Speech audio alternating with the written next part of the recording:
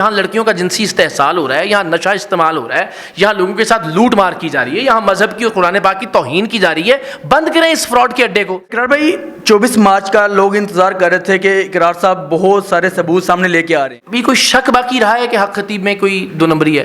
کیا اس کے پیسے لینے کے ثبوت نہیں دکھائے ہم نے؟ کیا یہ ثابت نہیں کیا کہ یہ چینیں نکالنا محض کرتب ہے آنکھوں سے؟ کیا یہ ثابت نہیں کیا کہ منہ سے کیلیں برآمد کرنا محض کرتب ہے؟ کیا یہ بچوں کے والدین نے رو رو کے بلک بلک کے نہیں بتایا کہ اس بے غیرت نے ہماری بچیوں کا علاج رکوا دیا تھا اور ہمارے بچے مر گئے اس کی وجہ سے؟ ہمیں اور کیا یہ ثبوت کافی نہیں ہے کہ اس کا جو چیلا اس کے سامنے کھڑے ہو کے جوتا لہرا کے کہتا ہے کہ یہ جوتا علماء سے اور ان کی پڑھائیوں سے اور اللہ کے کلام سے نعوذ باللہ افضل ہے؟ بند کرنا تھا جس انتظامیہ نے، وہ انتظامیہ تو اس کے ساتھ کھڑی ہوئی ہے، اس انتظامیہ نے اس اڈے کو بند کرنے کی بجائے مجھ پہ پابندی لگا دی کہ آپ نہیں جا سکتے کلر سیدہ۔ بہت اہم سوال کہ کروڑوں کی آفر ہوئی آپ کو، کتنے کروڑ لے لیے ہیں؟ جی میرے ساتھ سید اقرار الحسن صاحب موجود ہیں اور آج پیر حق خطیب کا اڈا بند کروانے کے لیے ہم نکلے تھے۔ راستے میں حکومت کی طرف سے کون کون سی رکاوٹیں پیدا کی گئی بات کرتے ہیں اور حقیقت جانتے ہیں۔ السلام علیکم سر۔ وعلیکم السلام۔ اقرار بھائی مجھے یہ بتائیں کہ آپ نکلے تھے اڈا بند کروانا تھا اور راستے میں بہت زیادہ رکاوٹیں پیدا کی گئی، کیوں؟ دیکھیے اڈا ہم نے تو انتظامیہ سے بند کروانا ہے نا، ہمارا کام ہے ثبوت رکھنا، ہمارا کام ہے احتجاج کرنا، ہمارا کام ہے اپنا موقف باواز بلند پیش کرنا اور یہ درخواست کرنا انتظامیہ سے کہ بھائی یہاں بچوں کا قتل ہو رہا ہے، یہاں لڑکیوں کا جنسی استحصال ہو رہا ہے، یہاں نشہ استعمال ہو رہا ہے، یہاں لوگوں کے ساتھ لوٹ مار کی جا رہی ہے، یہاں مذہب کی اور قرآن پاک کی توہین کی جا رہی ہے۔ بند کریں اس فراڈ کے اڈے کو جو کہ ختم نبوت کے عقیدے کا غلط استعمال کر رہا ہے، جو کہ مذہب کا غلط استعمال کر رہا ہے، جو کہ اللہ کے اولیاء کے نام کا غلط استعمال کر رہا ہے۔ اب وہ جنہوں نے اڈا بند کرنا تھا جس انتظامیہ نے، وہ انتظامیہ تو اس کے ساتھ کھڑی ہوئی ہے، اس انتظامیہ نے اس اڈے کو بند کرنے کی بجائے مجھ پہ پابندی لگا دی کہ آپ نہیں جا سکتے کلر سیدہ، حالانکہ میں نے کہا تھا کہ جی میں اکیلا جا رہا ہوں، ٹھیک ہے۔ اس انتظامیہ کا تو یہ حال ہے۔ پولیس آپ نے دیکھا کس طرح سے کنٹینر لگا کے کھڑی ہوئی تھی۔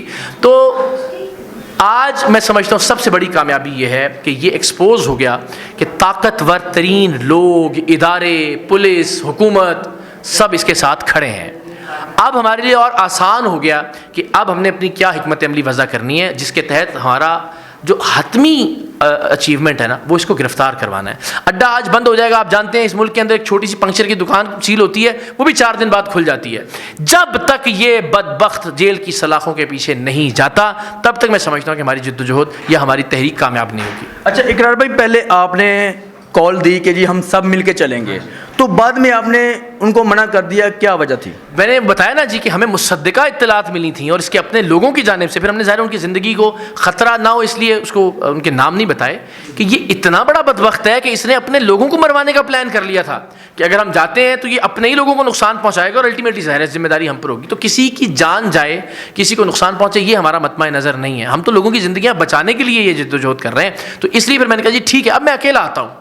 تو میں نے اس وقت سے اب تک یہ کہا کہ میں اکیلا جاؤں گا، میرا حق ہے وہاں جا کے میڈیا سے بات کرنا، لوگوں کے سامنے اپنا موقف پیش کرنا، اپنا نقطہ نظر پیش کرنا۔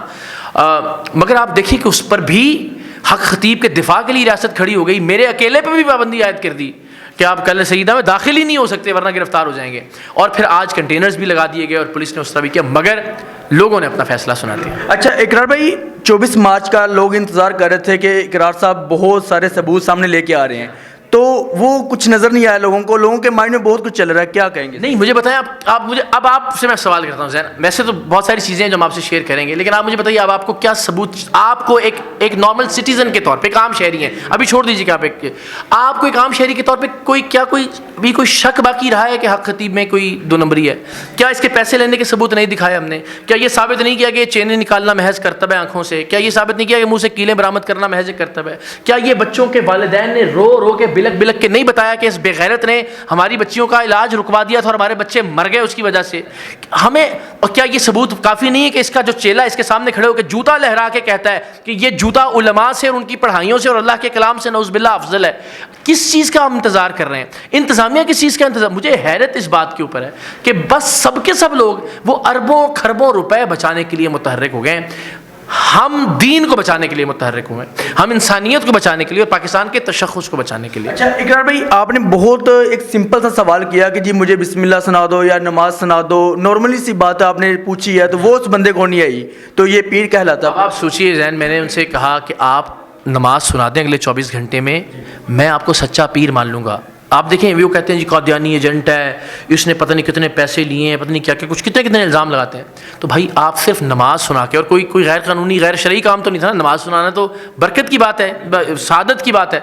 صرف نماز سنا کے میرا سارا ایجنڈا، میرا سارا جو آپ نام نہاد کہتے ہیں، ہر چیز زمیں بوس کر سکتے تھے نا. میں تو دنیا کے سامنے جھوٹا ثابت ہو جاتا. تو ایک آدمی جس کو نماز نہیں آتی، جس آدمی کو کوئی ایک آیت نہیں آتی، آپ تصور کریں کہ وہ اللہ کا ولی کہتا ہے خود کو. یہ بس وہ لڑائی ہے اللہ کے اولیاء کی، احترام کی لڑائی ہے جو ہم اس کے خلاف لڑ رہے ہیں. سر بہت اہم سوال کہ کروڑوں کی آفر ہوئی ہے آپ کو، کتنے کروڑ لے لیے ہیں؟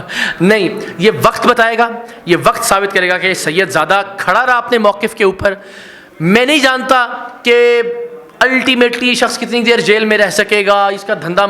میں یہ ضرور جانتا ہوں کہ میں پروردگار کی بارگاہ میں بھی انشاءاللہ بہت عاجزی کے ساتھ یہ عرض کروں گا، پروردگارہ میں نے اپنے حصے کی پوری کوشش کی، اور پاکستان کے عوام بھی اپنی رہتی نسلوں کو یہ بتایا کریں گے کہ ہاں اس بندے نے جو وہ کر سکتا تھا اپنی بساط اور اپنی حیثیت کے مطابق، اس سے بڑھ کر کیا. یہ میں آپ کو یقین دلاتا ہوں انشاءاللہ. آج کے دن کے بعد کیا کرنے والے ہیں؟